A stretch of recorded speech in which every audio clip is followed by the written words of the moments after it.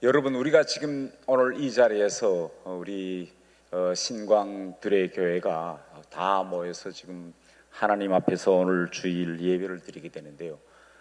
우리 신광두레 교회는 이 북한 땅으로부터 제일 가까운 곳에 있는 제일 큰 이제 교회입니다. 제가 오늘 서울에서 여기까지 승용차로 오는 데는 한 1시간 10분 정도 걸렸는데, 제가 오자마자 아이고 화장실부터 좀 들어가야 되겠습니다. 그래서 화장실에 들어갔어요. 화장실에 들어가 보니까 제가 깜짝 놀랐습니다. 화장실에 가서 힘든 고비를 넘기려고 쳐가 앉았는데, 그 화장실 제 눈앞에 통일 한국을 준비하는 신광두레교회입니다. 저는 지금까지 수많은 교회, 매주 평균 1개 내지 2개 교회 가서 간증 기도를 하고 간증 강연을 하는데, 이렇게 화장실에서까지 성도들이 통일 한국을 준비하는 교회는 저는 처음 봅니다. 정말 우리 신광두레교회가 앞장서서 오늘 제가 느낀 딱 느낌이 뭔가면, 이 복음 통일이 진짜 인차오겠구나, 그 선두에 바로 이 신광두레교회가 있구나 라는 생각이 들었습니다. 아멘. 오늘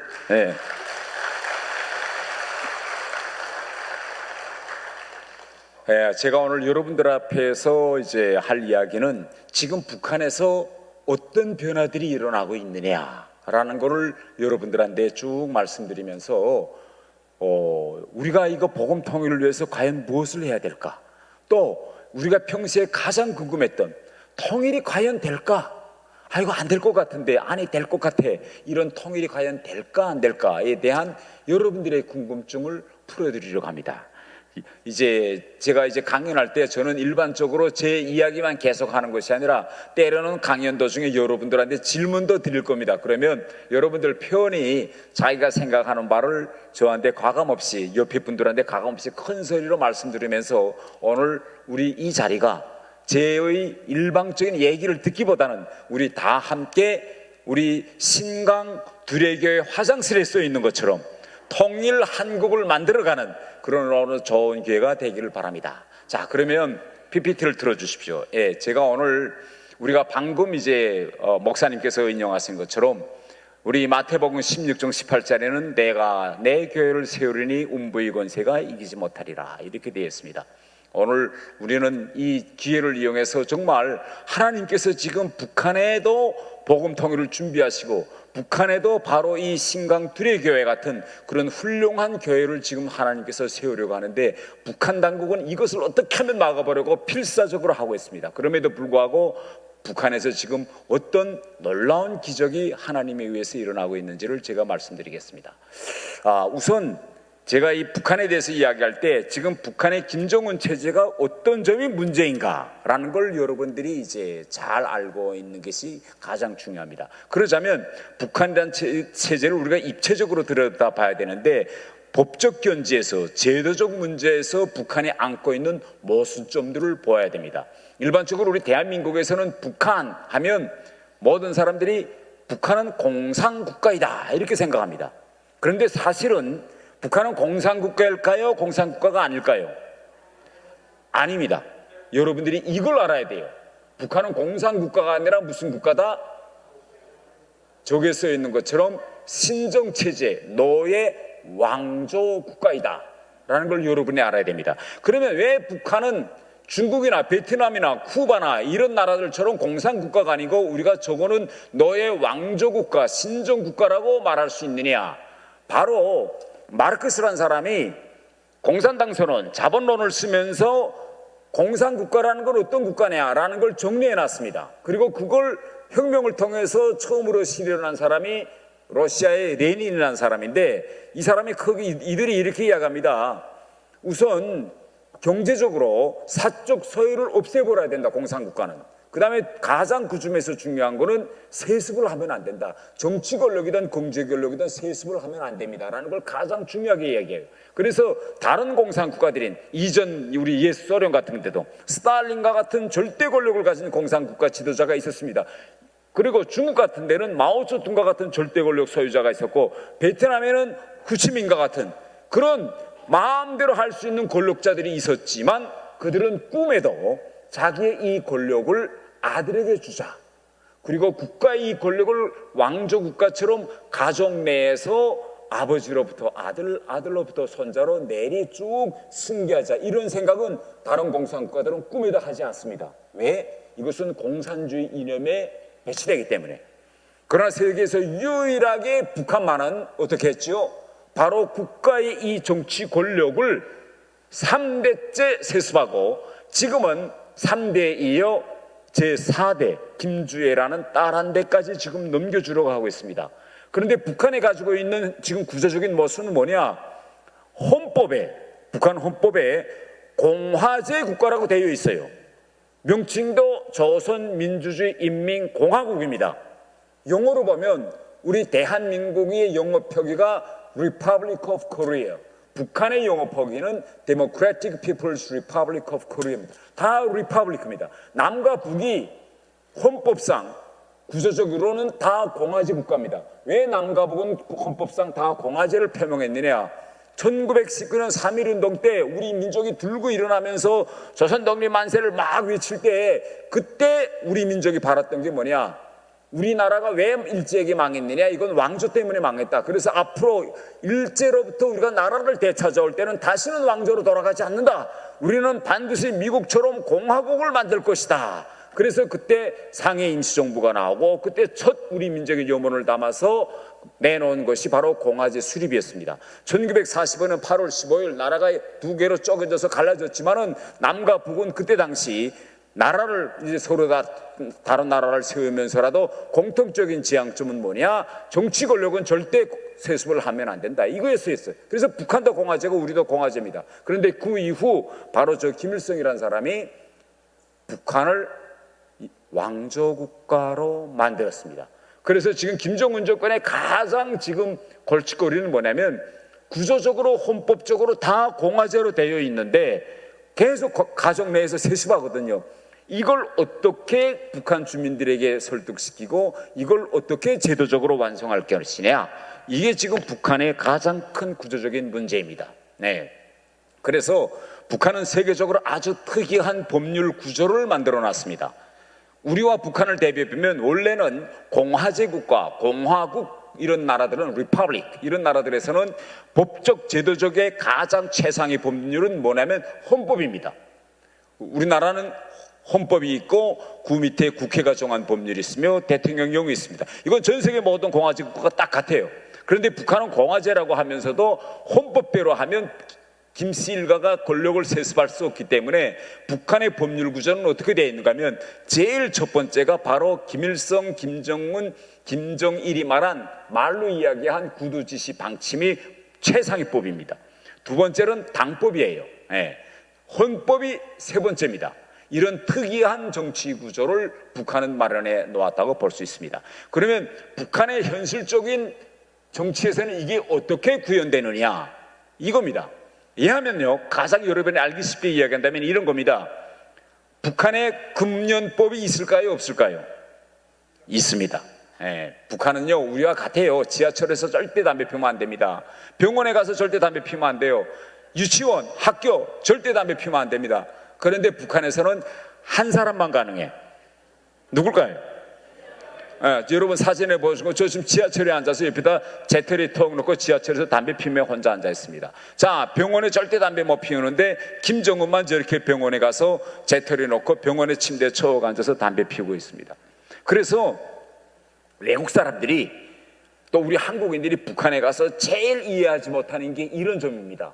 아니, 호텔에서 TV를 틀었는데 TV에서 공익 광고가 나와요. 어떤 공익 광고가 하면 담배는 몸에 해롭습니다. 그리고 담배는 이런 데서 피우면 안 됩니다. 담배 피우시는 분들은 반드시 흡연이 허용된 장소에 가서 피우세요라고 공익 광고가 나오는데 공익 광고가 쓱 없어지고 9시 돼서 9시 땡 뉴스가 나오면 김정은이가 그날 뭐 했느냐 하라는 게 쭉 나오는데 금방까지 담배 피우지 말라고 해놓고 김정은이가 저렇게 지하철 또 애들이 다니는 학교 유치원 이런 데서 담배를 뽀듯이 피우는 게 다 나온다. 그래서 외국인들이 대단히 궁금해. 아니, 이거 전 국민을 보고 지하철이나 유치원 학교에서 담배 피우지 말라고 하고 왜 그걸 제일 먼저 앞장에서 설선수범해야 할 김정은은 담배를 피우고, 그 김정은이가 담배 피우는 거를 저녁 9시 땡뉴스에서는 국민들에게 보여주느냐? 왜 그럴까요, 여러분? 황당하잖아요. 우리가 보건대는 대통령이 우리 서울 지하철이나 우리 여기에 와서 학교에 가서 담배를 피운다, 학생들 교실에서. 그럼 어떤 일이 일어날까요? 그 다음날 탄핵하라고 다 들고 일어날 거예요. 네. 매우 단순해요. 우리 대통령이 유치원이나 학교 지하철에 가서 그 자리에서 혼자서 담배 꺼내 뽀져서 피우는 게 카메라에 포착됐다면 아마 국민들은 탄핵하라고 강함으로 나갈 겁니다. 그런데 북한은 반대로 법은 다 그렇게 돼 있지만은 국가의 최고 지도는 담배를 저렇게 피우는 걸 공익광고합니다. 왜 그러느냐? 국민들에게 뭘 심어주려고 하는가 하면, 북한의 모든 제도와 법률은 존재하지만 그 위에는 누가 있다? 그 위에는 김정은이가 있다 라는 걸 북한 주민들에게 각인시키기 위해서 이런 일을 하는 겁니다. 이게 지금 북한의 가장 큰 문제예요. 다음은요, 지금 북한이 하는 걸 보면요, 이 공화제와 전적으로 어긋나는 일합니다. 우리 왕조 국가들에서는 어떻게 하는가 하면 국가의 소유를 미리 정해놓고 있습니다. 왕조 국가들에서는. 그래서 여러분들이 옛날 우리 2조 조선 때의 왕조의 시대를 보면 항상 뭐의 문제죠? 왕자의 난이 일어나요. 왕이 살아있는데 왕이 만약 죽을 때 누가 그 왕권을 승계하느냐, 이걸 가지고 자식들 사이에 칼을 빼들고 싸웁니다. 왜? 아버지 다음에 아들이 뭐 5명이 있던 10명이 있던 관계없어요. 누가 공식 후계자로 지명되는가, 그 공식 서열에 누가 들어가는가가 왕조 국가에서는 대단히 중요합니다. 그래서 이렇게 자꾸 싸움이 일어나기 때문에 왕조 국가들은 뭘 하는가 하면 매해 국민들을 향해서 서열이 어떻게 정해졌다는 걸 미리 알려줍니다. 그래서 영국 같은 데는 보세요. 여왕님이 살아계실 때는 저렇게 사진을 딱 찍어서, 저 사진을 딱 보면 국민들이 명백합니다. 여왕님이 사망하시면 그 다음 권력은 저 여왕님의 아들인 찰스한테 갈 거고, 그 다음 찰스가 사망하면 여러 아들이 있지만 그 권력은 그 다음 누구한테 갈 거고, 이렇게 쭉. 일본도 같아요. 그런데 이 북한이 공산국가임에도 불구하고 이렇게 왕조 국가들처럼 항상 권력 서열을 국민들한테 미리 보여줍니다. 김일성 때는 내가 죽으면 누구한테 이 권력이 가느냐, 권력이 김정일한테 간다. 또 김정일이가 자기가 건강이 좋지 않으니까 내가 죽으면 이 권력이 누구한테 가느냐, 바로 김정은한테 간다. 사라질 때 미리 다 보여줍니다. 지금 북한은 김정은이가 누굴 데리고 다니죠? 김주애를 계속 데리고 다니면서 내가 갑자기 내일 심장에 덜컥 먹으면 이 권력은 누구한테 가느냐, 내 딸 김주애가 한테 갑니다. 이렇게 권력 서열을 끊임없이 국민들한테 보여주는 것이 바로 왕조 국가들의 특징인데, 북한은 지금 이렇게 왕조 국가들처럼 그대로 지금 하고 있습니다. 그러면 이러한 북한에서 우리가 그렇게 바라는, 우리 신강두레교에서 그렇게 바라는 통일 한국, 복음 통일이 가능할까요? 어떻게 보세요, 여러분? 대한민국에서 제가 7월 14일까지 민주평화통일자문회 사무처장을 일하다가 제가 퇴임했는데요, 우리 민주평통상에서는 분기별로 통일이 가능할까요? 라는 여론조사를 계속합니다. 분기별로. 그런데 우리나라에서는 점점 많은 사람들이 이제는 통일이 안 될 것 같아요 라고, 통일이 가능하지 않다는 그런 국민들의 퍼센티지가 점점 높아가고 있습니다. 또 통일이 필요할까요? 필요치 않을까요? 이런 설문지도 있는데 점점 많은 사람들이 통일은 필요하지 않다고 생각합니다. 그래서 특히 젊은 세대들 속에서 통일이 필요하지 않다는 이런 퍼센티지도 계속 올라갑니다. 그런데 저 같은 사람은 통일이 꼭 된다고 생각합니다. 그래서 우리가 오늘 이 자리에서 통일이 그럼 언제 될까?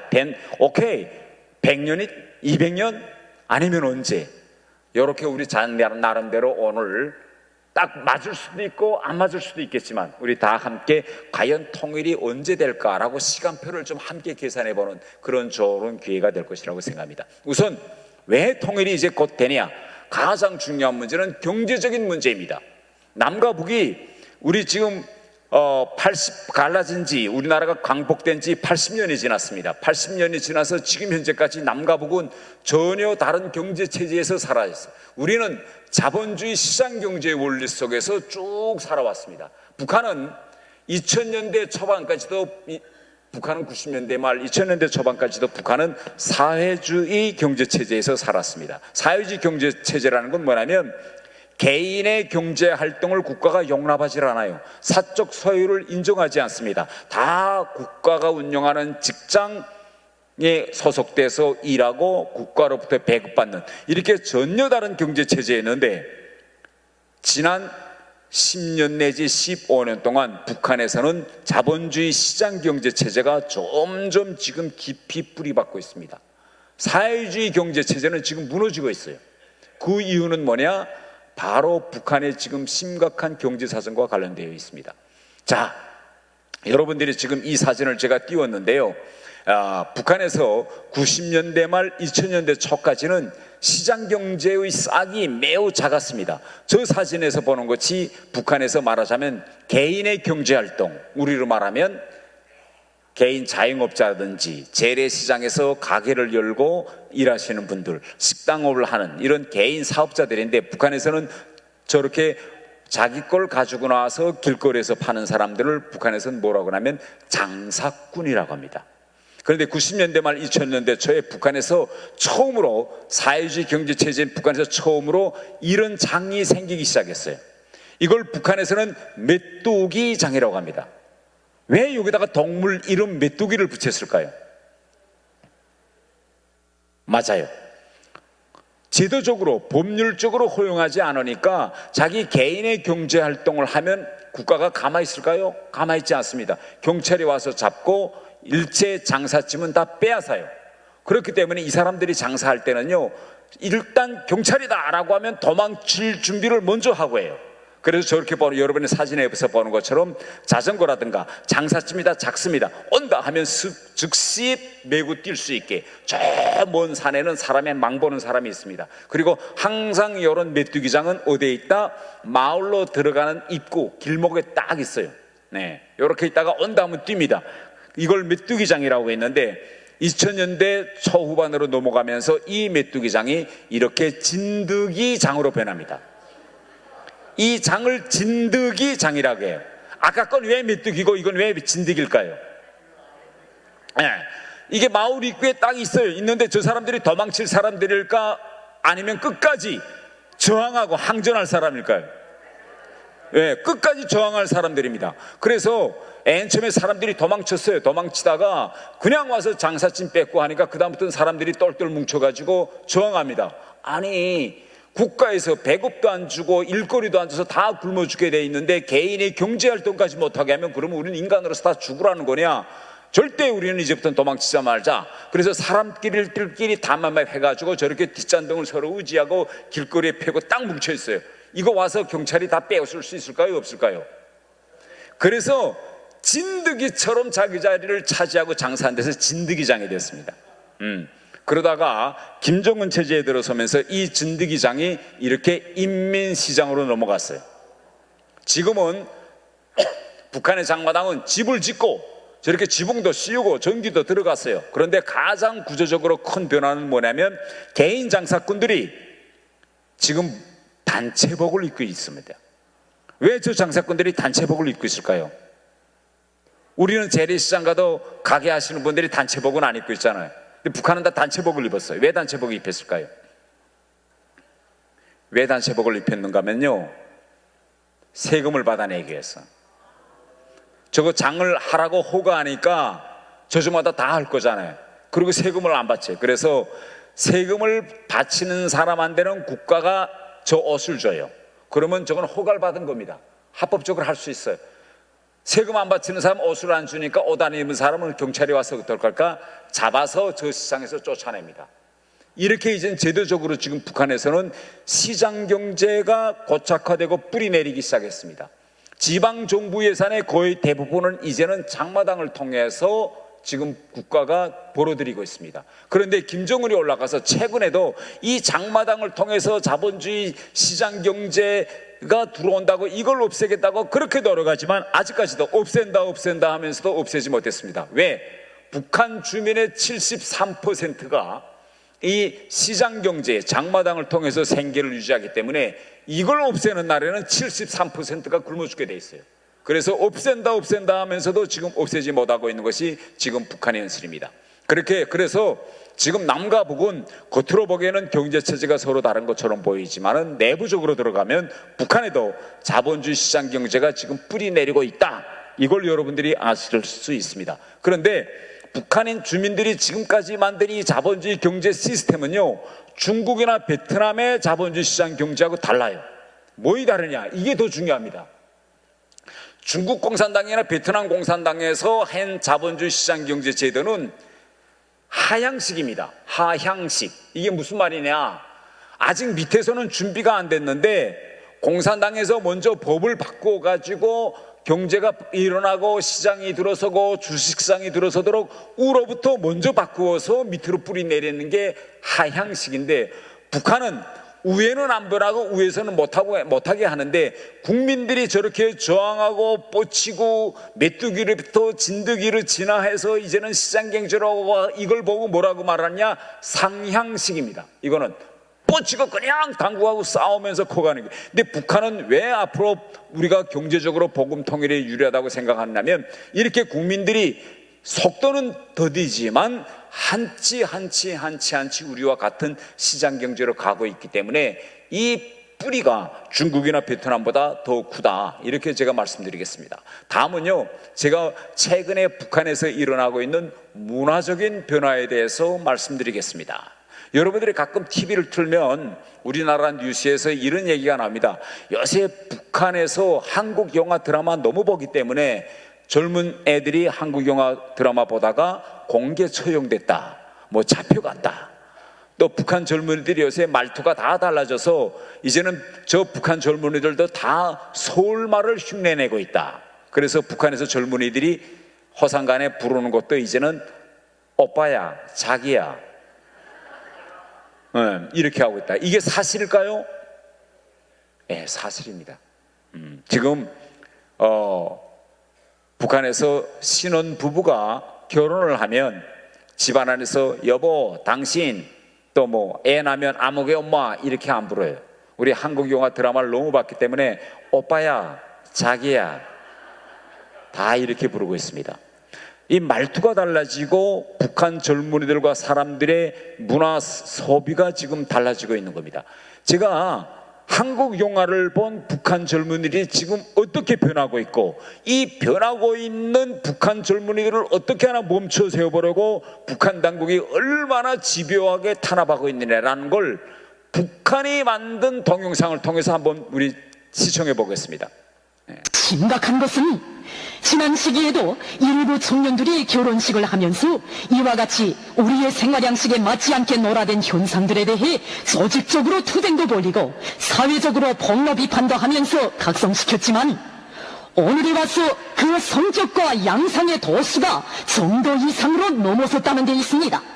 여기서 우리가 스쳐 지날 수 없는 또 하나의 심각한 문제점은 우리의 생활 감정과는 전혀 맞지 않는 불건전하고 라티한 생활 세태들, 지요 저들 자신도 익숙되지 못한 외식 외풍을 남이 시키는 대로 흉내내느라 모지름을 쓰는 가련한 저 신랑 신부들이 하나와 같이 당의 품속에서 대학까지 나오고 중요한 소소들에서 일하고 있는 청년들이라는 것입니다. 그들대로 지난 시기 불순 녹화물을 몰래 시청하는 과정이 남녀 간의 진정한 윤회 분위기는 외국산 술이나 포도주쯤은 마셔야 제대로 선다는 제단의 기준을 세웠는지, 이 처녀의 손목에는 무려 4개에 달하는 금속 팔찌가 끼워져 있는가 하면 양쪽 귀에는 귀걸이가 2개씩이나 달려 있습니다. 과연 이러한 어른들이 우리 새 세대 청년들의 지향의 요구에 부합되는가 하는 것입니다. 신부 리진양이가 자기의 이름을 괴뢰 말투를 그대로 본따서 이진향이라고 써갈겼으나 종이장을 보란듯이 들고 집체 사진까지 남기는 등 보는 사람들의 경락을 자아내는 쓸개 빠진 짓도 서슴지 않았던 것입니다. 그러면 이러한 망동을 즉흥적인 흥분에 의한 실수라고 봐야겠습니까? 좀 볼륨이 너무 컸죠? 다음 동영상부터는 볼륨을 조금 좀 낮춰주십시오. 이 아나운서가 뭐라고 이야기하는지 북한 말인데 이해되는가요? 이런 얘기입니다. 북한 애들이 한국 영화를 보니까 한국과 북한 사이에 성씨 부르는 게 서로 달라요. 이거 처음 알아. 북한에 왜 한국 영화에 보니까 북한에서는 리씨가, 한국에는 다 뭐다? 이씨인 거예요. 그러니까 아니 남과 북이 한민족이라고 했는데 한국에는 리가라고 안 하고 이가라고 하네. 이렇게 된 거예요. 그런데 한국 영화에서 이씨 이게 아주 폼 있어 보이니까 지금 북한 젊은이들은 주민등록증에는 리진향이라고 되어 있는데 결혼식 날 신랑 신부가 백년가액서를 써라 어른들이 그러니까 그 백년가액서에 쓰면서 이제 뭐라고 썼다는 거죠? 이진향이라고 썼다는 거예요. 근데 결혼식 날 이걸 비디오로 이거 찍다 나니까 증거가 남은 거예요.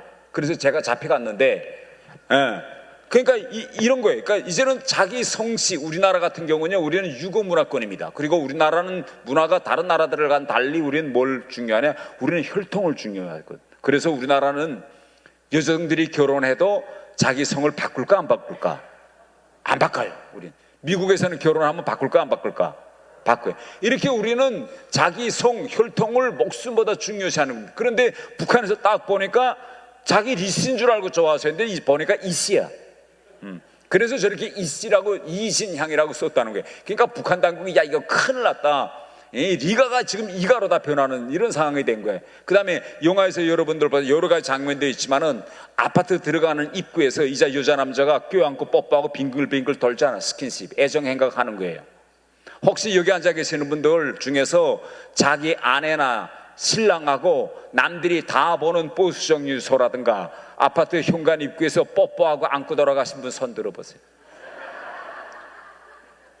우리 한국에서도 솔직히 이야기하면 버스나 지하철, 아파트 남들 보는 데서 뽀뽀하고 안고 돌아간 데가 한 몇 년 됐을까요? 우리 한 10년 됐을까요? 한 20년? 그 전까지는 우리 유교 문화이기 때문에 어르신들이 다 보는 그런 데서 남자 여자가 뽀뽀한다? 이거 상상도 못했잖아요. 근데 지금 북한 애들이 한국 영화 보니까 한국에서 마음대로야. 지역 비행기 타고 가면서도 비행기 제가 얼마 전에 미국 갔다 왔는데 제가 그 비행기 비상구 그 앞에 좀 앉아 있었거든요. 그런데 신혼인지 모르는지 모르겠는데 젊은 남녀가 화장실 앞에 와서 그 좁은 비행기 칸 남들 다 조용히 자는 데서 1시간 동안 뽀뽀하더라고요. 그러니까 이 북한 애들이 이걸 딱 보니까 이게 와, 세상이 이런 세상이네 하고 저들도 북한 아파트 현관 앞에서 이제 뽀뽀하고 안고 돌아가잖아. 그런데 이제 그 영화에서 아나운서가 이럽니다. 아니 젊은 애들이 그렇게 노는데 그 동네에는 눈이 바로 베긴 어르신들이 없느냐 이거예요. 그러면 그 동네 어르신들은 왜 현관 앞에서 여자 남자가 저렇게 뽀뽀하는 거 보고 가만히 있었을까요? 왜 그랬을까요? 지나가다가 뭐 하는 짓이노? 집에 가서 조용히 하지 이렇게 말해야 되는데 어르신들도 모르는 척 하고 들어갔다는 거잖아. 왜? 어르신들도 한국 영화 같이 보기 때문에 그러는 게 다 문화적으로 이렇게 다 변하는 거예요. 지금 여름철이잖아요. 옛날에 해변가에 가면 북한에서는 남녀가 같이 해수욕 같이 해변가에서 놀아도 아까 여러분 보시는 것처럼 저렇게 바다 물 안에 들어가서 서로 안고 던져 이런 일이 없었어요. 지금은 북한 해변가에 가면요 말도 안 합니다. 그런데 북한 당국이 그럼 아니 인간이 그럴 수 있잖아요. 젊은이들이 공공장소에서 해변가에서 마음대로 와인도 마시고 그럴 수 있는데 왜 북한 당국이 이걸 못하게 하느냐? 바로 외국에서 한국에서의 문화가 북한에 먼저 도착하면 문화 다음에 도착할 게 뭘까요? 문화가 먼저 들어가 그 다음에 도착하는 게 여러분 우리나라에 미니스커트가 먼저 온 것 같으세요? 아니면 민주주의 개념이 먼저 온 것 같으세요? 미니스커트가 먼저 왔습니다. 미니스커트가 와서 여성들이 막 미국을 흉내내고 미국 사람들 좀 춤추고 이렇게 되면 그리고 머리도 좀 한번 길러보고 그래서 그때 권위주의 정권 때 학교에서 머리 기르고 치마 올려 입으면 선생들이 빠따로 때렸잖아요. 근데 이게 가능한가? 이거 멈춰 세우는 게 가능하지 않아요. 그러면 사람들은 문화를 받으면 그 다음에 뭘 바란다? 그 문화를 전파한 나라의 사상, 이념을 받아들이는 거예요. 그래서 지금 북한은 이거 벌써 한국 문화가 들어와서 북한 애들을 이렇게 흔들어 놓으면 다음 도착할 게 뭘까? 우리 한국이 가지고 있는 자유와 민주주의, 인권의 가치관이 북한에 도착할까 봐 지금 북한은 저렇게 전전긍긍하는 겁니다. 예. 다음은요, 이제부터는 제가 종교 이야기를 좀 하겠습니다. 우리가 북한의 종교 이야기를 할 때 여러분 다 아실 겁니다. 북한은 전 세계에서 유일하게 기독교를 탄압 말살한 국가라는 걸. 그럼에도 불구하고 80년 동안 기독교를 밟고 탄압하고 죽이고 했지만은 지금 북한의 현실은 제일 처음에 탄압하고 말살했을 때의 모태신앙자들이 하나의 점으로 존재했다면 김정일 시대로 넘어가면서 90년대 말부터 2000년대 초로 넘어가면서 점과 점 사이에 선으로 연결되고 지금 김정은 시대에 와서는 이 선들이 연결돼서 하나의 면으로 변하고 있습니다. 이게 사실이냐 거짓말이냐 라는 걸 제가 이제부터 PPT와 북한의 동영상을 통해서 하나하나 여러분들에게 설명드리겠습니다. 이걸 알려면요, 북한의 현재 우리 종교 실태를 김일성과 김정일, 김정일과 김정은 이 3대에 걸친 북한의 변화 과정을 우리가 대비적으로 보아야 이것이 이해됩니다. 자, 그럼 김일성 때는 어떻게 했느냐? 김일성 때는요, 제일 처음에 1945년도 8월 10월 우리나라가 해방된 이후에 소련군과 함께 도착한 김일성은 북한 전역에서 우리 기독교에 대한 전면적인 탄압과 말살을 시작합니다. 그런데 북한의 반기독교 정책은 다른 공산국가들과의 차이가 있습니다. 어떤 차이가 있느냐? 다른 공산국가들은 기독교를 탄압합니다. 그런데 북한은 말살해요.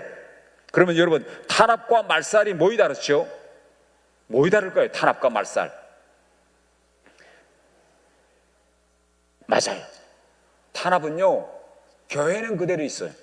목사도 그대로 있고, 장로도 그대로 있고, 집사도 그대로 있고, 권사도 다 그대로 있어. 단 국가가 계속 간섭하고 못 살게 하고 교회가 성장하지 못하도록 하고 못 살게 그래요. 네, 가지고 있는 권력을 가지고 교회를 못 살게 구는 걸 탄압이라고 합니다. 말살은 뭔가 하면 교회 건물 자체를 없애버리고 다 부셔버리고 그 다음에 목사들은 다 처형하거나 죽이거나 하고 성도들은 다 고문하고 장로들은 고문하고 이렇게 돼서 다 쫓아버려서 눈에 기독교가 보이지 않게 하는 것이 말살입니다. 그런데 북한은 공산국가들 중에서 유일하게 기독교를 말살한 국가입니다. 그래서 여러분들이 지금도 휴가 때 중국이나 이전 동구권이나 러시아나 이런 데 가보면요, 그런 나라들에 가보면 몇백 년 된 교회당들이 그대로 있어. 아직도 러시아 크렘린 광장 앞에 가보면 수백 년 된 동방정교 그대로 있잖아요. 북한에 가면 교회당이 있다 없다? 있을까요 없을까요? 교회당이 애매해. 요 질문이 애매하죠. 북한에 교회가 있을까 없을까? 네, 요걸 제가 이제 알려드릴게요. 북한에는 교회가 없었습니다. 없었는데 이게 또 기막힌 일이 생겨요. 네. 김일성이 교회들을 모조리 다 까부셔서 북한엔 교회가 없었습니다. 그런데 이 하나님께서 바로 이 북한 땅에 놀라운 역사의 기적을 만들어 주십니다. 어떤 기적이냐? 교회가 하나도 없던 북한인데 1988년도에 우리나라에서 뭘 했죠? 88 서울 올림픽을 했습니다. 48 서울 올림픽을 하면서 그때 우리나라가 뭔가 하면 우리는 산업화를 시작한 지 지금 20여 년이 조금 지났습니다. 그런데 전 세계가 20년 만에 우리가 너무 빨리 발전하다니 우리나라의 발전을 한강의 기적이라고 했습니다. 그래서 그때 당시 우리 정부가 전 세계에 이렇게 이야기합니다. 자, 우리가 서울 올림픽을 하겠으니까 서울에 와서 한강의 기적이 뭔지 한번 좀 보세요. 이렇게 이야기합니다. 그런데 세상은 다 서울에 오겠다고 할 뿐만 아니라 북한의 혈맹이었던 공산국가들도 다 오겠다는 거예요. 야, 그 한강의 기적이라는 게 도대체 어떤 기적인지 가보자. 그러니까 김일성이 큰일 난 거예요. 몽땅 다 서울에 와서 보고. 그러니까 김일성이 바빠서 야, 우리도 뭘 좀 하자. 그래서 89년도에 북한에서 세계 청년학생 축전이라는 걸 합니다. 그래서 88년도에는 서울올림픽, 89년도에는 그 다음에는 평양에서 세계 청년학생 축전을 해가지고 남과 북이 세상을 향해서 세상이요, 세계요, 도대체 남이 좋은지 북이 좋은지 재판해 주세요. 이렇게 된 겁니다. 근데 북한이 전 세계에다가 서울에만 가지 말고 평양에도 와보세요 하고 청첩장을 다 보냈는데 몇 명이 와보겠다고 했는가 하면 7만 명이 와보겠다고 해요. 그런데 그 7만 명이 대부분 어디서 오느냐? 유럽과 미국, 캐나다, 북미, 남미에서 다 옵니다. 심통이도 7만 명 중에 70%가 크리스천이에요. 크리스천이 북한에 갑자기 다 몰려들게 됐습니다. 그런데 이때 김일성이 보고받습니다. 7만 명이 이제 쓸어오는데 그중에 70%가 기독교인들입니다 라고 보고받는 순간에 김일성이 갑자기 큰일 났다 그럽니다. 여러분, 크리스천들이 갑자기 북한에 가는데 왜 갑자기 김일성이 큰일 났다 했을까요? 맞습니다. 김일성은 기독교 집안 출신이에요. 김일성의 아버지 김형직은 북한에서 미국 선교사들이 세운 숭실중학교를 졸업하고 그리고 교사로 있다가 죽었는데 모든 다니면서 가르친 학교가 다 기독교 학교입니다. 또 김일성의 외교는 다 목사 장로예요. 김일성 자체가 평양에서 창덕중학교를 다녔는데 이것도 장로인 자기 외할아버지가 세웠던 기독교 학교입니다. 그리고 김일성의 어머니 이름이 뭔지 아세요? 강반석이에요. 세례명입니다. 원래 김일성 생모의 이름은 강신인데 세례명이 강반석인데 김일성이가 교회를 다 탄압하고 다 없애버리면서도 자기 어머니 이름만은, 자기 어머니가 너무 교회 잘 다녔으니까 차마 자기 어머니 이름만은 바꾸지 못해서 세례명을 그대로 불러줬어요. 그래 김일성이 야 이거 전 세계에서 70%가 온다니까 이거 큰일 났구나. 그래서 김일성이 뭐라고 이야기냐, 야 사람들이 오기 전에 빨리 교회와 성당을 지어라 그럽니다. 그래서 북한에서 저렇게 김일성의 고향인 봉수교회, 만경대에 봉수교회를 짓고 자기 엄마가 다니던 칠골에는 칠골교회가 짓고 저렇게 장충성당이 있던 자리에는 장충성당을 짓습니다. 여러분 우리 한번 잘 생각해 보세요. 이게 저는 이 사실을 보면서 이게 정말 하나님께서 역사하신 놀라운 기적이라고 생각합니다. 전 세상에 공산당의 역사가 있는데 공산당의 모든 공산당은 기독교를 탄압하고 어떻게 하면 교회당을 허물고 했어요. 북한은 완전히 다 말살하고 부셔버리고 하나도 남기지 않고 다 부셔버렸습니다.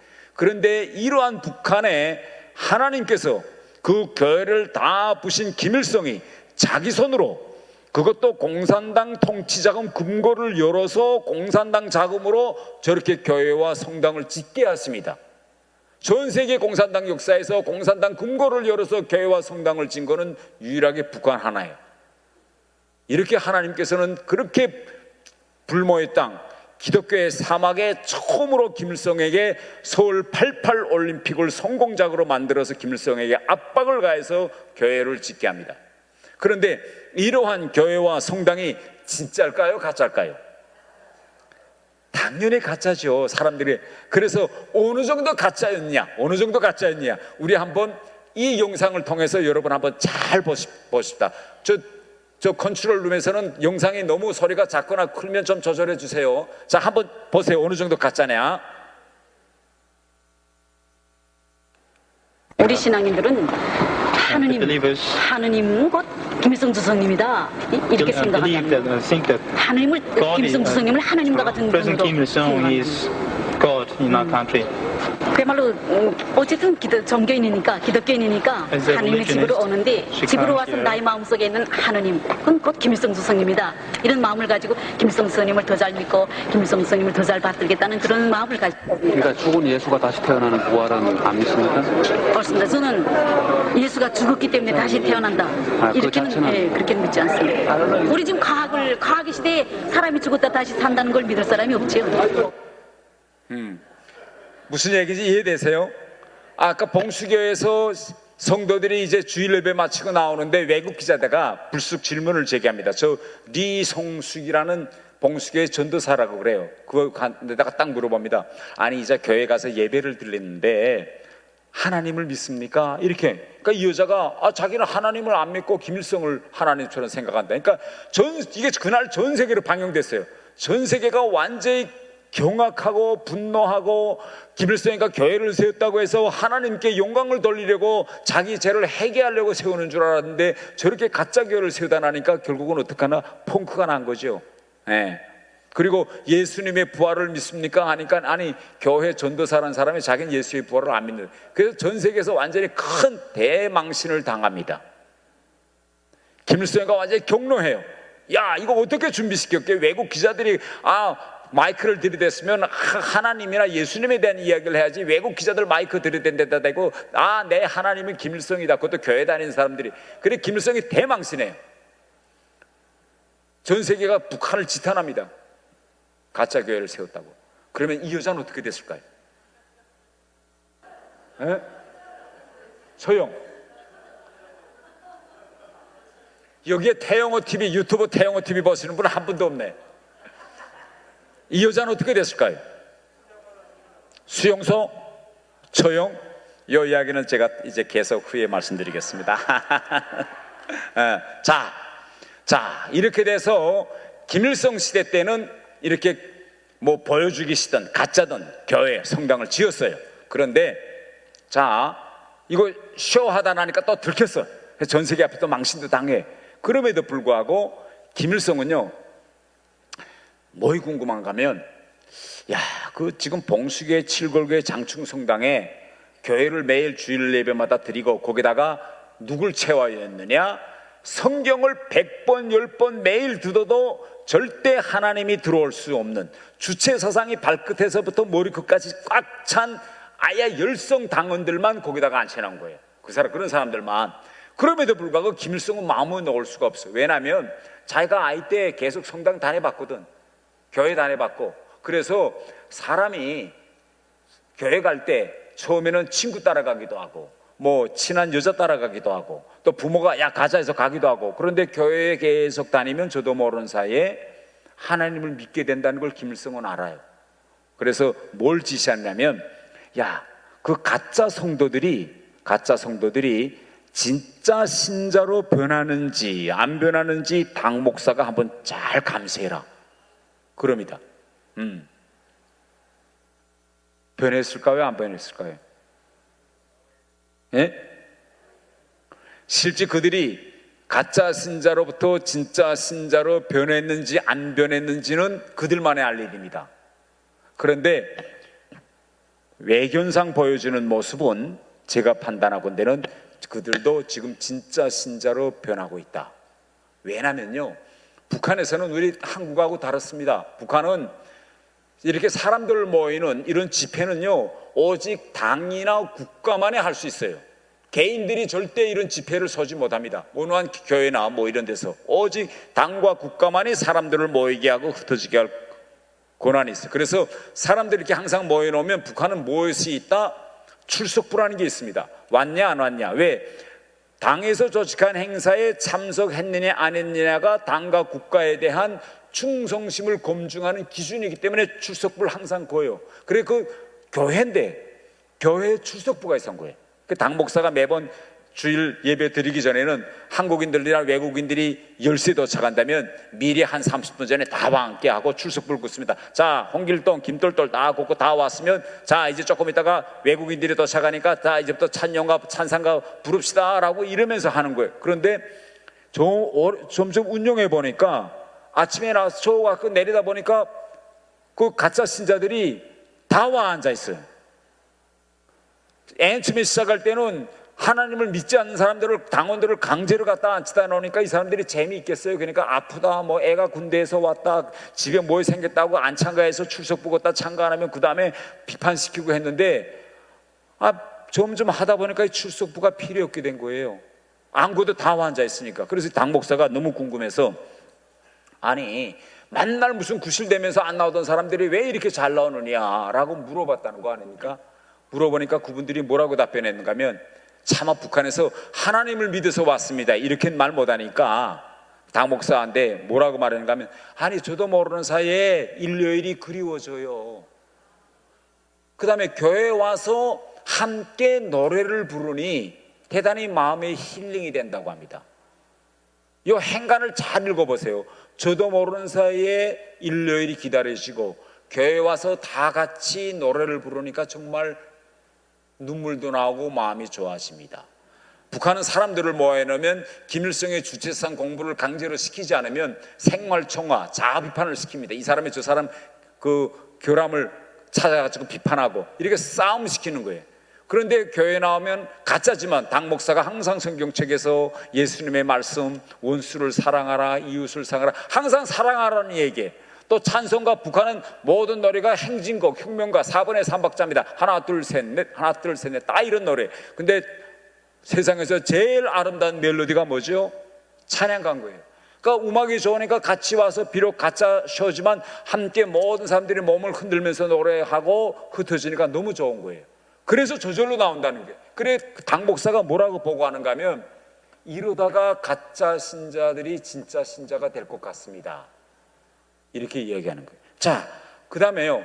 더 기가 막힌 일이 생깁니다.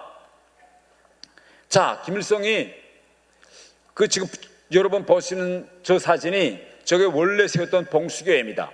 봉수교회 원래 세울 때 이렇게 지붕 위에 있고 지붕 위에 십자가가 있었습니다. 그런데 북한에 저 교회가 서기 전까지 십자가가 하나도 없었거든요. 그래서 김일성이가 야, 북한 사람들이 저 십자가를 봤을 때 어떤 반응을 할까? 수십 년 동안 십자가를 못 본 사람들이 이게 궁금해서 봉수교회 멀리에다가 망원경을 설치하고 보이부가 봉수교회 주변을 들여다봅니다.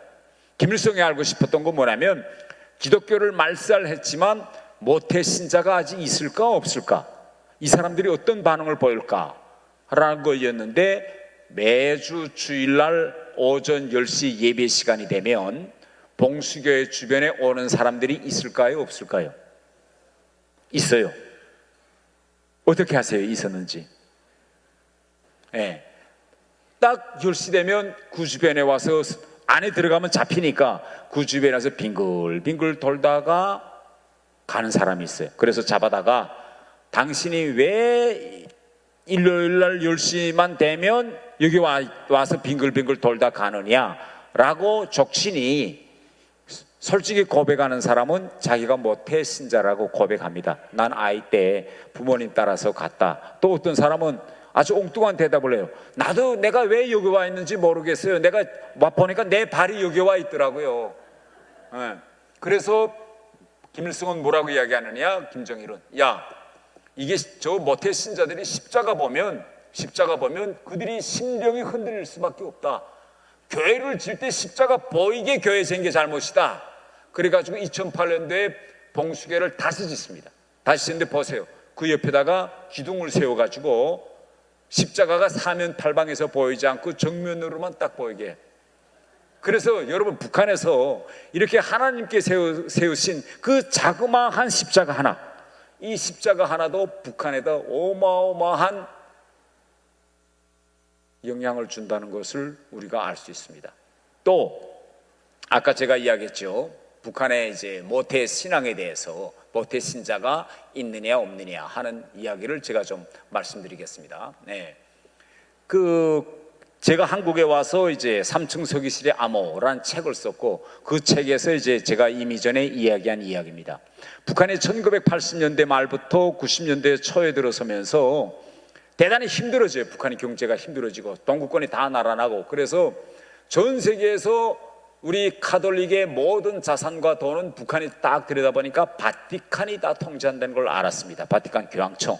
그래서 북한이 바티칸 교황청에 가서 이거 좀 북한이 힘든데 좀 도와주세요 라고 그럽니다. 그러니까 바티칸 카톨릭에서 북한을 도와줬을까요? 안 도와줬을까요? 도와줍니다. 약도 보내고 식료품도 보내고 또 바티칸 교황청 대표단이 북한에도 와요. 그래서 북한과 바티칸 사이에 오고 가고 하면서 소통의 통로가 열립니다. 바티칸은 북한에서 성당을 완전히 다 없애버리고 탄압했기 때문에 혹시나 북한의 종교의 자유를 실현할 수 없을까 이렇게 생각으로 하고 있는데 북한이 불쑥 바티칸에 이걸 제기합니다. 교황이 평양에 좀 한번 와주세요. 그래서 바티칸 로마 교황을 초청하기 위한 작전을 벌립니다. 그러니까 바티칸에서 교황이 와달라고 하니까 바티칸에서 뭐라고 말하는가 하면, 성당을 다 부시고 신부들을 다 죽이기 위한 나라가 무슨 교황을 오려고 하느냐. 그러니까 북한이, 아니 우리 성당을 부시고 신자들 죽인 적이 없다, 그건 미국이 북한을 향해서 꾸며낸 거짓말입니다. 그러니까 교황청에서 만약 신자들이 아직 있다면 한 명만이라도 데려와 보라. 그래, 한 명만이라도 데려와 보라. 그래, 북한이 진짜 가짜 신자가 아니라 이번에는 진짜 신자를 찾자고 전국을 다 뒤져서 한 노파를 찾았어요. 노인을. 어떻게 찾았느냐? 그 옆집 사람이, 이 옆집 할머니가 대단히 이상하다. 매일 일정한 시간이 되면 뒷마당 뒷담에 가서 뭘 혼자 중얼중얼 거리고 집에 들어가고 그런다. 필경 기도하는 것 같다. 그래서 북한 당국이 그 할머니를 데려다가 물어봅니다. 솔직히 한번 얘기해보라. 아직도 하나님을 믿느냐? 하니까 할머니가 큰일 났다고, 아니 나는 김일성 수령만을 믿지 난 하나님을 안 믿는다. 아니 옆에서들 이야기하는데 당신이 아직도 하나님을 믿는다고 하고, 당신이 실지 사실을 고백했다고 하더라도 절대 처벌하지 않겠으니까 심경을 한번 말씀해 보세요 라고 자꾸 꼬드기니까, 그 다음에 이 여성이 마음을 놓고, 내가 이 말을 해도, 고백을 해도 내가 처벌받지 않겠구나 라고 이야기하는데, 어떻게 이야기하는가 하면, 마음속에 하나님께서 한번 들어오시면 나가지 않습니다 라고 이야기해요. 그래서 북한은 이 여성이 진짜 신자로구나 해가지고 이 여성을 데리고 어디에 가느냐? 로마 교황청에 데리고 갑니다. 바티칸에 데리고 가요. 로마 교황이 얼마나 바쁩니까? 교황님이 그 바쁜 속에서도 북한에서 진짜 신자가 왔다라고 보고하니까, 야 진짜 신자가 아닌지 내 눈으로 내가 확인하겠다. 그래 교황님께서 나와 그 여자를 만날라. 진짜 신자나? 교황님은 보면 아신다는 거예요. 그 만났는데 이게 바로 교황이 그 여성을 만나는 사진입니다.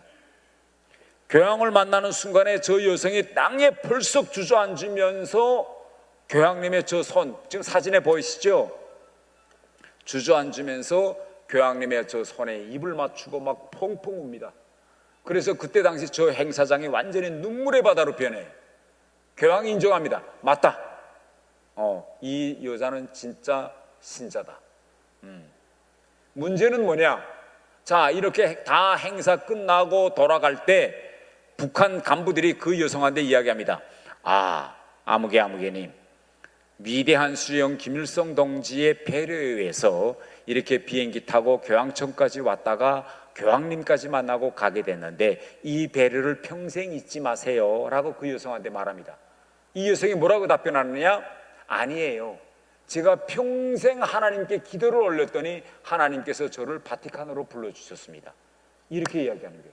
그래서 북한 당국이 이걸 보고 이게 앞으로 로마 교황이 평양에 오면 북한은 주민들에게 선전은 수령의 교황을 데려왔다라고 선전하겠지만, 받아들이는 신자들의 입장에서는 혼자 집에서 열심히 평생 기도했더니 드디어 하나님께서 교황을 보내주셨구나. 이렇게 돼서 북한에서 오히려 북한 체제에 도움이 되는 것이 아니라 지하교회를 더 확장시키는 계기가 될 것이다. 이렇게 생각하고 로마 교황 초청을 접어버립니다. 이게 북한에서 일어난 일입니다. 자, 그러면 아까 그 여자 전 세계 앞에서 제 하나님은 김일성입니다라고 말했던 그 여자 운명은 어떻게 됐을까요? 몇 년 후에 그 여자가 미국에 가서 뭐라고 이야기하는지 우리 동영상으로 한번 봅시다. 동영상 틀어주세요. 세상 만물의 창조주이신 하나님이시야말로 죄와 죽음의 지배 아래 있던 그런 세계를 사랑과 평화와 생명으로 가득 찬 새 하늘 새 땅으로 회복시켜 주시는 분이시고, 어머님처럼 우리를 늘 보호해 주시는 분이심을 믿게 됐습니다. 또 예수님께서 이 세상을 끝없이 사랑하셔서 자기 몸을 십자가에 희생시키시고 3일 만에 부활하심으로써 이 땅의 평화는 오직 피의 대가로 이루어졌고, 또 그 대가를 치른 이는 영생한다는 진리를 심어주셨음을 믿게 됐습니다. 무슨 말인지 들리세요? 이게 내가 자막을 넣어야 되는데 이렇게 이야기합니다. 만물의 창조주신 하나님을 내가 믿습니다. 예수님께서 우리의 모든 죄를 지시고 십자가에 못 박혀져서 돌아가시고 예수님의 부활을 내가 믿습니다 라고 안 믿었다는 여자가 1996년도에 미국에 가서 이렇게 이야기합니다. 그래서 그때 미국에 가서 저 간증 집회에서 저렇게 이야기하는 걸 보고 전 세계가 완전히 또 감론을박을 해요. 어떤 사람들은 또 가짜다 저 여자 말은, 또 어떤 사람들은 아 저 여자가 그새 진짜 신자가 됐네 뭐 이렇게 이야기합니다. 그러면 아까 어떤 분이 그 여자가 내 하나님이 김일성이다라고 김일성을 세계 앞에서 대망신시켰기 때문에 저 여자가 처형됐을 것이라고 생각했는데 저렇게 폰폰히 살아서 미국에 갔어요. 그럼 어떤 일이 일어났느냐? 김일성이 처음에 저 이야기를 듣고 노발대발합니다. 이거 어떻게 하면 그렇게 말할 수 있게 좀 잘 준비시키지. 근데 김일성이 가만히 생각해봐요. 저 여자를 내가 처벌할 건지 가만 생각해 보니까 앞으로 기독교 종교와의 사업을 하려면 저 여자처럼 자기에 대한 절대적인 충성심이 있는 사람이 더 필요할 것 같아. 그래서 야, 걔 처벌하지 말고 잘 키워서 목사로 키워라. 그래서 전도사로부터 저 여자가 후에 이 북한에서 첫 여성 목사가 됩니다. 첫 여성 목사예요 저 여자가. 그리고 미국에 가서 자기는 이제 하나님을 믿고 예수의 부활을 믿는다고 해요. 저 같은 사람은 뭔가 하면 저 여자가 미국에 가서 저렇게 자기가 이제는 하나님을 믿습니다, 예수 부활을 믿습니다라고 말한 것이 진심이냐 아니냐, 저는 이게 중요치 않다고 생각합니다. 뭘 중요하냐? 몇 년 전에는 하나님의 김일성이고 예수 부활을 믿지 않는다던 여자가 자기 입으로 이제는 자기는 하나님을 믿고 만물의 창조주로 믿고 예수님의 부활을 믿는다고 이제는 자기 입으로 말하게 만든 이 현실을 저는 더 중요하다고 믿습니다. 그리고 아까 제가 북한 교회에 대한 이야기를 했지만은 모태 신자들이 그렇게 모여들고, 다음은요, 교회에서 주일날이 되면 교회 바깥에 담장에 몰래 애들이 모여가지고 그 무엇인가 열심히 노트에 적습니다. 뭘 적느냐라고 가서 보이부가 잡아보니까 교회 창밖으로 흘러나오는 찬송가 있잖아요. 찬송가를 체보를 해요. 왜 체보하냐 하니까 음악이 너무 좋아서 음악대학 작곡학부 학생들이 와서 그 찬송가를 체보합니다. 그래서 그 다음부터 북한에서 어떤 조치를 취했느냐, 교회에서 찬송가를 부를 때는 무조건 창문을 다 닫고 불러라. 우리 옆에 우리 신강 두레교회에서는 이렇게 불도 환히 켜고 전기도 많아서 에어컨 빵빵 틀어서 시원한 데서 우리는 예배드리지만 북한은요 전기도 없지 에어컨도 없어요. 그래서 여름철에는 창문을 열고 선풍기를 돌리지 않으면 더워서 예배를 볼 수가 없어요. 그런데 그 무더운 여름철이지만 찬송가가 바깥으로 나가면 안 되니까 창문을 다 닫고 그리고 노래를 합니다.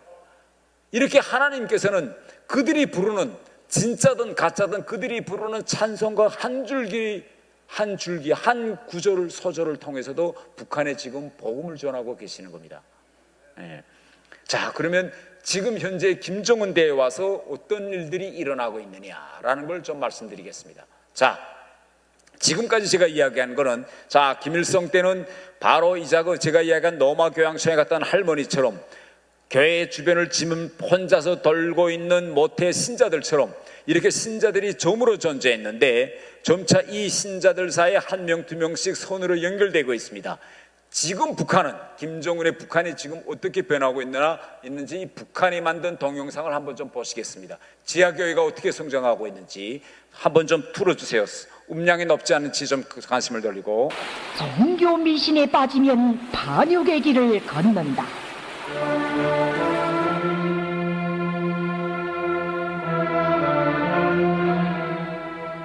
과학과 기술이 발전된 오늘날에 와서도 세계의 많은 나라 사람들은 종교와 미신이 허황하다는 것을 알면서도 종교 미신에서 벗어나지 못하고 있습니다. 그것은 사람들의 마음속에 믿고 의지할 정신적 기둥이 없기 때문입니다. 그러나 우리나라에서는 모든 사람들이 자기 운명의 주인은 자기 자신이며 혁명과 건설을 주동하는 힘도 인민 대중에게 있다는 위대한 주체 사상의 기치 밑에 경의하는 장군님의 선군용 명령들을 받들어 사회주의 강성대국을 건설하기 위한 보람찬 투쟁에 떨쳐 나섰습니다. 적들은 우리 인민의 이 일심단결의 정신력을 종교 미신을 통해 젖먹어보려고 어리석게 책동하고 있는 것입니다. 최근 당에서는 적들의 이러한 책동에 모든 사람들이 혁명적 경각성을 높이며 종교 미신과의 투쟁을 그 어느 때보다도 더욱 강화할 때 대한 혁명적 조치를 취하였습니다. 리춘하년이 어떤 년인가를 좀 더 구체적으로 보겠습니다. 리춘하년은 1948년 우리 인민의 세조국 건설을 방해하기 위해 악랄하게 책동하다가 체포 처단된 사리원 소북교회당 장로였던 리찬수놈의 유복달로 출생하여 점쟁이 애미년의 수라에서 어릴 때부터 사주팔자를 보는 방법과 점치기 수법들을 배우면서 성장하여 의학 전문 학교를 졸업하고 보건일꾼으로 일했습니다. 마필용놈으로 말하면 체포 처단된 악질 총교인의 아들놈으로서 놈은 제 애비의 복수를 빌으면서 60년 남아 속에 검은 칼을 품고 종교를 몰래 믿으며 때를 기다리고 있는 불순족대분자놈이었습니다. 사독수는 대학 졸업생으로서 종교 미신의 호황성과 반동성을 누구보다도 잘 알고 있었습니다. 사독수는 어느 해 겨울날 국경을 몰래 넘어 이웃나라로 비법 월경하여 갔습니다. 미신에 빠져있고 신념이 확고치 못했던 사독수는 여기에서 하느님의 자리를 설교하는 정탐배들의 설교에 넘어가 하느님을 숭배하는 종교 광신자가 되었으며 결국 놈들의 개로 되었습니다. 여는 사리원시에서만도 자기 가족과 형제들은 물론 오래전부터 종교를 믿어오던 사리원시 교동교회당 집사의 아들 리기창, 재룡교회 집사의 딸 김순유를 찾아내고 여러 명의 불건전한 자들을 망라하여 지하 종교망을 조직했습니다. 그리고 매주 일요일이면 바쁜 농사철에도 안식일이라고 하면서 신자들을 모아놓고 기도를 올리고 찬송가를 부르며 종교 교리를 학습하는 등 일요 예배 모임을 어김없이 조직했습니다. 사독승년이 사람들의 눈을 피해가며 일요일날 경암산에 썩진 곳에 신자들을 모아놓고 일요 예배 모임을 하는 장면을 촬영한 사진자료입니다. 오리가 길면 잡힌다고 종교 미신에 빠져 호황한 하느님의 세상을 세우기 위해 책동하던 종교 광신자 사독승년의 정체는 경각성 높은 군중들의 신고에 의해 적발됐습니다. 지난 시기 종교를 믿으며 종교를 부식시키기 위해 책동하던 자들이 일배 없이 반혁명의 길로 굴러떨어진 역사의 교훈을 한치도 잊지 말고 종교와의 투쟁을 강화하여야 합니다. 우리 모두 적들의 비열한 반공화국 종교 미신 침투 책동을 철저히 짚으셔버림으로써 국민대중 중심의 우리식 사회주의 제도의 정치적 안전을 더욱 굳건히 지키고 성군으로 존엄 높은 우리 조국의 불패 위용을 더욱 힘있게 떨쳐나갑시다. 네, 여러분 이게 북한 영상인데 뭘 말하자고 하는지 이해되세요? 네, 이게 지금 북한에서 지하교회가 사람들이 저렇게 목숨을 걸고 순교자들이 지하교회를 만들고 이제 영화에서 나온 것처럼 바쁜 농사철에서도 주일날 어김없이 집에 모여서 예배드리고 산골짜기에 가서 저렇게 예배드리고 하는 걸 누가 보면 당국에 좀 신고해라 라고 신고 시스템을 만들기 위해서 만든 동영상입니다. 이 정도로 지금 북한에서는 지하교회가 지금 퍼져나가고 있어요. 여러분 저 동영상에서 나오는 바로 경암산, 저분 예배 드릴 데 없으니까 몰래 산골짜기에 가서 이 무더운 여름철에 비밀리에 예배를 드리다 다 잡혔어요. 다 총살당했습니다. 네. 이제 마지막에 나오던 그분들은 최근에 북한에서 총살당한 순교자들의 사진입니다.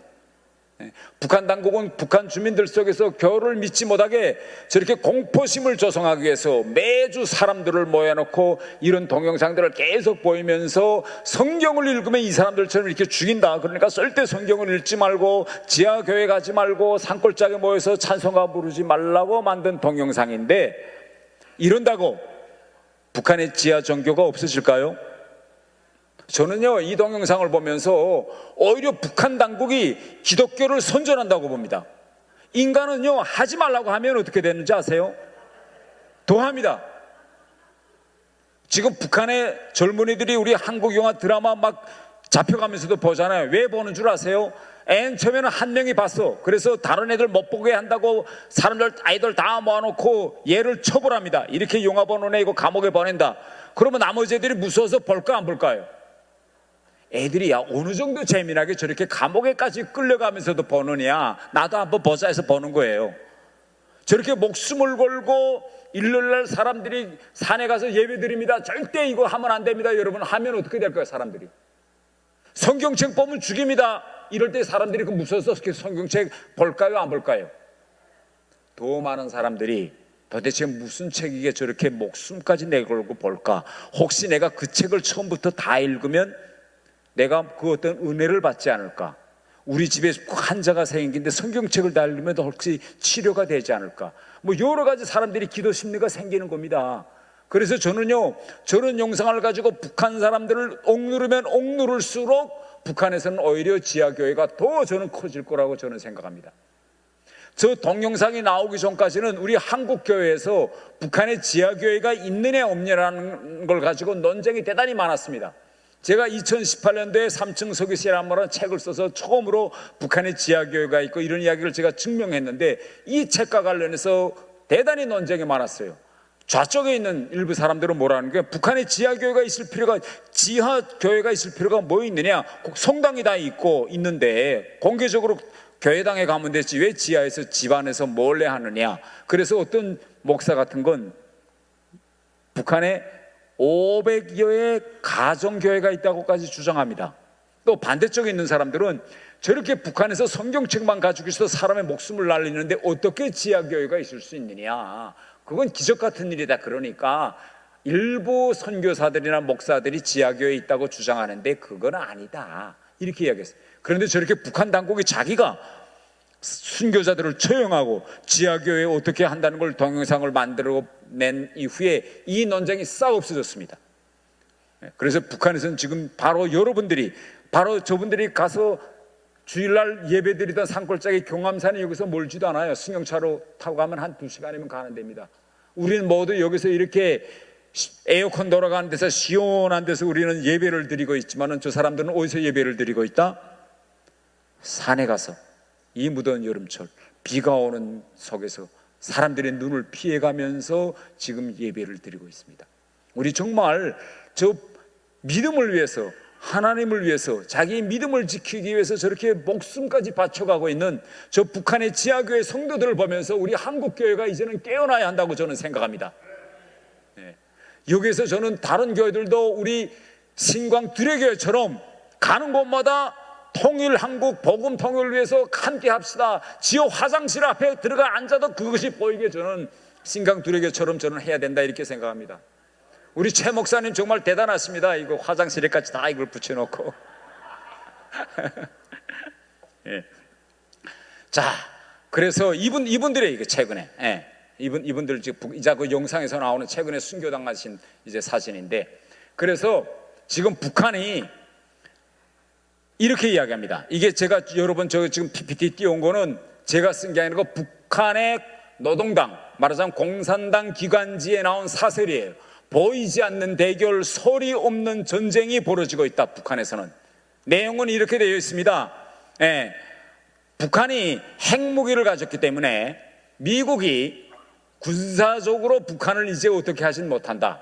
그런데 북한이 여러한 점들을 잘 못하면 북한이 무너질 수 있다. 그래서 북한 당국도 저 사설을 통해서 어떻게 하면 북한이 무너질 수 있다는 걸 김정은이가 인정해요. 어떻게 하면 무너지냐? 저 사설의 내용은 3가지입니다. 북한 사람들이 계속 한국 영화 문화 콘텐츠를 보면 무너질 수 있다. 그 다음에 2번째, 저 덮여 있는 것처럼 외부에서, 한국에서 북한을 반대하는 인권 캠페인이 계속 벌어지면 이제 앞으로 이것이 북한에 큰 변화를 가져올 수 있다. 3번째가 바로 뭐냐? 성경등 종교입니다. 성경등 종교에서 북한 사람들이 점점 더 많은 사람들이 성경책을 읽으면 북한이 무너질 수 있다는 거예요. 그럼 여러분 한번 잘 생각해 보세요. 왜 북한 사람들이 성경책을 읽으면 북한이 무너진다고 생각할까요? 왜요? 무슨 우리가 우리나라에서도 성경책을 읽는다 해서 그 국가 체제는 안 무너지잖아요.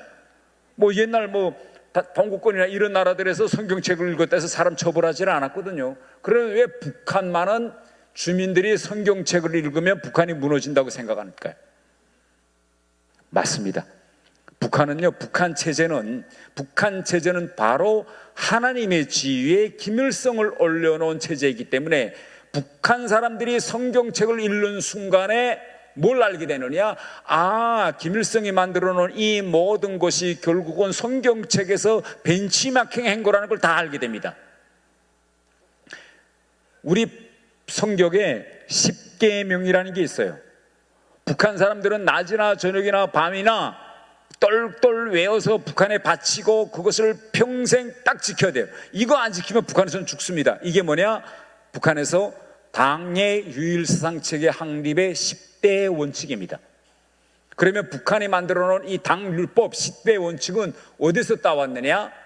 10계명에서 따왔어요. 순서도 똑같아요. 야훼 이외에 다른 신을 섬기지 말라. 그러면 북한의 10대 원칙 1. 온 사회를 김일성, 김정일주의화하기 위하여 몸바쳐 투쟁하여야 된다. 순서도 딱 같습니다. 그래서 북한 사람들이 만약 성경을 읽게 되면 어떻게 되느냐? 이 김일성이가 정말 얼마나 역사를 왜곡하고 얼마나 하느님 위치에 자기를 올렸다는 걸 다 알게 됩니다. 제가 한국에 와서 정말 깜짝 놀랐던 것이 뭔가 하면, 한국에 와서 저는 성경책을 처음 읽었거든요. 처음 성경책을 읽으면서 거기에 나오는 모든 내용이 결국은 김일성이가 북한의 혁명 역사를 만들면서 역사를 왜곡한 게 결국은 하나님 위치, 예수님의 위치에 자기를 올려놓았구나. 그래서 지금 북한은 저렇게 사람들 성경책 읽으면 다 죽이는 거예요. 그래서 지금 저렇게 이야기하고 있는 것입니다. 자, 그래서 지금 김일성은요, 김정은은 이렇게 지금 했습니다. 이걸 막기 위해서 지금 최근에 북한에서 법을 많이 만들어내고 있어요. 3대 악법이라는 건데, 반동사상문화배격법, 청년교양법, 그 다음에 평양문화보호법인데, 이 내용들을 보면 반동사상문화배격법은 한국 드라마나 영화를 봤을 때 어떻게 처벌하느냐라는 법이고, 청년교양보장법은 청년들이 이자처럼 밖에 나가서 아까 동영상처럼 아파트 입구에서 여자 남자 뽀뽀했을 때 어떻게 처벌할 거냐, 이런 거예요.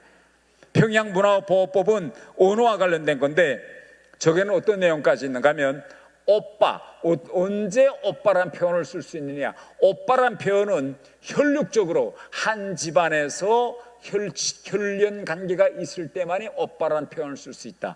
만약 부부지간에 오빠야 자기야 하면 저 평양문화보호법에 어긋나는 거예요. 이 모든 구체적인 걸 다 지금 저렇게 해놓고, 마지막에 김정은이가 얻은 건 뭐냐면, 이제는 너무 북한 내부가 지금 밑에서는 지금 한국화되고 있으니까 이거 통일이라는 말을 하면 하지 못하게 하겠다. 그래서 지금 북한은 뭐냐? 남북 관계를 어떻게 정립하려고 하는가 하면 두 개의 국가 관계로 정립하자는 겁니다. 그래서 북한에서는요, 지금 통일이라는 말 입에 꺼내지도 못합니다. 통일과 관련된 모든 조형물은 다 까부셨어요. 노래, 북한의 애국가 삼천리 금수강산이라는 표현 다 바꿨습니다. 지도도 절반짜리 지도고입니다. 삼천리 금수강산이란 말 북한에서 했다가는 큰일 나요. 북한은요, 북한에서 기차를 타면요, 기차가 덜커덩하고 출발할 때 자동적으로 뭐이 나오느냐? 노래가 나와요. 그 기차가 신의주로 가든 청진으로 가든 평양으로 가든 개성으로 가든 관계없어. 기차가 어느 쪽으로 가는 건 관계없이 일단 열차가 출발하면 어떤 노래가 나오냐? 통일열차 달린다는 노래가 나옵니다. 그래서 통일열차 달린다, 부산행 열차 달린다, 통일열차 달린다, 호남행 열차 달린다, 이런 노래. 그러니까 안 주면 이 열차는 통일을 간다. 이 노래도 지금 금지곡. 왜? 그 노래가 나오면 사람들이 지금 청진으로 가는 열차인데, 사람들이 속으로는 통일열차 달린다, 부산행 열차 달린다 하면 사람들이 속으로, 야, 이 열차 진짜 부산으로 좀 갔으면 좋겠다, 이렇게 생각한다고 이제는 통일열차 달린다는 노래도 못 부르게 합니다. 자, 그러면 우리 마지막에 요 대목에서 강연을 제가 마무리 지으려고 합니다. 그러면 결론은 이겁니다. 통일이 언제쯤 될까요? 제가 지금까지 이 주구장창 이야기한 거는 통일이 언제쯤 될까라는 걸 여러분들과 같이 한번 좀 계산 좀 해보자고. 산수학적으로 언제쯤 될 것 같으세요? 갑자기 온다. 계산하기 힘들다. 내일 갑자기 올 수 있다. 이 첫 번째, 갑자기 올 수 있다. 두 번째는 어떻게 해요? 잘 안 들려요. 크게. 5년 내로. 그러니까 자, 갑자기로부터 5년. 그 다음에 3년. 자, 5년, 3년, 갑자기 뭐 지금 각이한 계산이 나왔는데 외국에서 계산하는 거 한번 좀 제가 배워줄 거예요. 외국은 자, 지난해에 김정은이가 헌법을 바꾸었습니다. 그래서 헌법에서 통일한 말 다 없애버렸어요. 그러니까 독일이 북한이 헌법을 바꾸면서 남북 관계를 이제부터는 두 개 국가 관계로 합시다라고 북한이 발표하는 걸 보고 독일에서 신문에서 글을 썼는데 북한이 저렇게 나오는 걸 보니까 독일이 계산한다면 15년 내에 통일이 된다는 거예요. 15년. 왜 15년일까요? 왜 독일 사람들은 15년 내에 된다 이렇게 볼까요? 어떻게 크게 좀 말씀했어요. 김정은, 그러니까 15년 내에 김정은이 죽는다. 또 아니, 독일 사람들이 뭘 글을 쓸 때는요, 이렇게 우리처럼 우리 뭐 무속인들이나 점쟁이처럼 이렇게 뭐 점을 치면서 이렇게 안 하거든요. 무슨 계산 방법이 있어요. 왜 15년으로 계산했을까요? 독일이 계산한 건 이런 겁니다. 독일이 1989년도 11월에 베를린 장벽이 무너지면서 통일이 돼요. 그러면 1989년에서 뒤돌아보니까 동부독일에서도 1974년도에 딱 지금 북한 행보가 딱 같은 일이 일어나요. 동부독일이 헌법을 바꿉니다. 그래서 동부독일에서는 동서독 관계를 두 개 국가 관계로 만들자라고 동부독일이 헌법을 바꾸고, 서부독일에 이제부터 동서독 관계에서 모든 대화에서 통일이라는 대화를 하지 맙시다. 이제는 두 개 국가 두 개 민족으로 갈라지고 국가 관계로 정립합시다라고 1974년도에 동부독일이 법을 다 바꾸고 제도적으로 바꿉니다. 그래서 동서독 사이에서는 동부독일이 하도 통일을 반대하니까 대화를 해도 통일이란 말을 입에 올리지 않아요. 그래서 통일이 완전히 안 될 것처럼 생각했는데 15년 만에 예견한, 누가 뭐 알려도 안 줬는데 갑자기 베를린 장벽이 무너지면서 통일이 된 거예요. 그래서 통일이 된 다음에 동부독일 사람들이, 서부독일 사람들이 동부독일에 가서 아카이브 다 열었어요. 왜 이 사람들이 1974년도에 두 개 국가로 갈라지자고 했을까? 공산당 문서를 다 뒤져놓고 보니까 그때 밑에서 공산당 지도부에 올려보낸 보고서를 다 보니까 그때 있은 일이 지금 북한에서 있은 일하고 딱 같은 거예요. 왜? 동부독일 사람들이 벌써 1974년도에 영화나 TV를 봤다면 어디 걸 봤을까요? 동부독일 걸 안 보고 몽땅 서독 거 보는 거예요. 그러니까 이게 다 보고 올라갑니다. 지금 동부독일 주민들이 동부독일 거 안 보고 다 서독 거 보고 다 이렇게 합니다. 동부독일 사람들이 뭐 우리처럼 뭐 지방 말 사투리 뭐 이런 거 있을 거잖아. 그럼 동부독일 사람들이 쓰는 언어 표현 어디를 따라갈까요? 소독을 때문에 소독 영화 계속 보니까, 왜냐하면 동부독일 사람들이, 야, 우리 동부독일에서 누가 유명한 탤런트 배우는 잘 몰라도 소독 영화 계속 보니까 소독에서 요새 어느 배우가 뜨고 뭐 이거 다 아는 거예요. 그래, 동부독일이 소독화되는 그 시점이 언제부터냐? 74년도부터입니다. 15년 만에 무너졌어요. 그래서 소독 사람들이 지금 북한을 보니까, 저렇게 지하교회가 막 좀 이렇게 되고 지하교회를 옥누르려고 지금 막 저렇게 처형하고 젊은 애들이 막 한국 영화 보고 오빠야 자기야 뭐 하면 한국말 투고 아파트 현관 앞에서 갑자기 북한 애들이 뭐 껴안고 뽀뽀하고 뭐 이렇게 애정행각하고, 여자들이 스커트가 치마가 지금 올라갔다 내려갔다 해서 대학 정문 앞에서 이렇게 교사들이 서 있으면 북한 대학생 여자들은 지금 하루에도 치마가 9번 올라갔다 내려갔다 한다는 건데, 이러한 현상들이 동부독일에서도 다 일어났다는 거예요. 그래서 지금 독일은 15년 내에 한국에서 큰일이 일어난다, 이렇게 지금 독일 사람들은 진단하고 있는 겁니다. 저는 어떻게 진단하고 있는가 하면, 여러분 이 사진을 한번 좀 보세요. 이게 지금 김정은과 김정은 주변 사람들입니다. 김정은이 체제를 받들고 있는 사람들. 김정은이 84년도생이에요. 그런데 지금 김정은이 같이 지금 북한을 이끌고 가고 있는 사람들이 지금 평균 50년대 후반, 40년대 후반, 50년대 초, 60년대 초, 제가 62년도생인데 60년대 초 사람들은 얼마 없어요. 대부분 다 50년대 후반, 60년대 초에 한두 명 이런 생. 그러니까 김정은과의 나이 차이가 지금 얼마 정도 되는가 하면 한 30년대.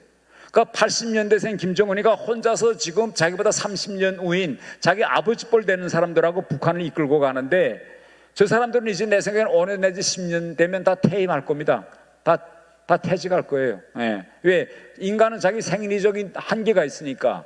우리나라에서는 지금 100세 시대를 바라보고 있기 때문에 경로당에 가도요, 지금 나이 한 70대에 가도 막내예요.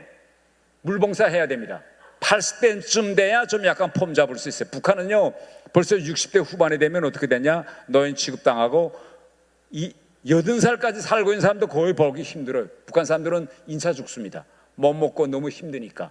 네, 그래서 저 북한 간부들도 인차 퇴직할 거예요. 그러면 저 사람들 50년대생하고 60년대생들이 다 집에 들어가면 결국은 북한은 누가 이끈다? 70년대생들이 이끌 겁니다. 그러면 70년대가 북한을 이끌 때가 언제냐? 앞으로 5년 내로 70년대가 북한의 모든 중추 중견 세력이 될 겁니다. 또 5년 10년이 지나면 김정은과 비슷한 80년대생들이 올라갈 거고, 또 5년이 지나면 어떤 세대가 올라가느냐? 90년대생들이 북한에 올라가. 김정은과 거의 동년배들이.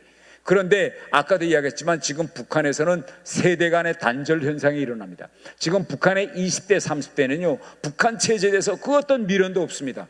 얘들은 아이 때부터 한국 영화와 드라마를 보면서 자란 애들이기 때문에 얘들의 모든 신경은 지금 어디에 와 있다? 한국에 와 있습니다.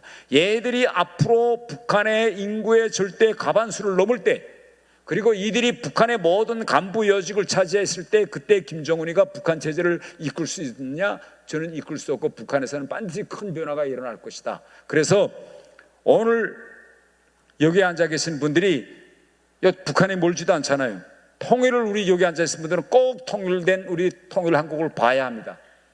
통일 한국을 보려면 우리가 뭘 해야죠? 뭘 해야 된다고요?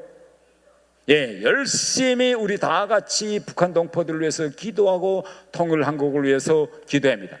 제가 아까 이야기처럼 화장실에 가서 앉아서도 통일 한국을 생각해야 돼요. 우리 신강들의 교처. 네. 그리고 여러분 열심히 건강 관리해야 됩니다. 힘들어도 여기서 얼마 멀지 않은 곳에 우리 둘의 수도원이 있잖아요. 거기에 이제 맨발로 다니는 것도 다 있고, 열심히 건강 관리해서 10년, 20년, 뭐 제가 한 50년 살라는 얘기는 안 되는데 독일 사람들이 15년 동안 한번 살아보라니까, 나이 드신 분들은 한 15년만 더 살아봐요. 통일이 진짜 되느냐 안 되느냐. 예. 그리고 마지막으로 우리 정말 복음 통일을 위해서 제가 태영호 TV라는 유튜브 채널을 제가 운영하고 있습니다. 제 유튜브 채널에서 저희들은 북한 동포들과 함께 유튜브 기도회를 열고 있어요. 기도를 제가 계속 드리고 있습니다. 여러분 태영호 TV 핸드폰 이제 꺼내서 한번 들어가 보세요. 그러면 제가 왜 유튜브를 통해서 기도하는가 하면, 우리 한국은 조건이 다 있으니까 주일날마다 교회에 와서 예배를 드릴 수 있고 기도할 수 있어요. 그런데 해외에 있는 제 북한 동료들, 해외에 있는 북한 인력들, 노동자들, 이 사람들은 어디 가서 기도할 수도 없어요. 아까 제가 이야기한 것처럼 지금 전무로 존재하고 있는 신자들이 기도할 데가 없는데, 그들의 손에는 뭐 있다? 핸드폰이 있어요. 그래서 이 태영호 TV를 통해서 그들도 함께 통일을 위해서 제가 함께 기도하자고 계속 핸드폰 기도를 제가 올리겠습니다. 여러분들도 시간이 됐으면 태영호 TV를 방문해 주시고 저와 함께 복음 통일을 위해서 통일 한국이 실현되는 그날까지 열심히 기도하고 우리 함께 나아갑시다. 고맙습니다.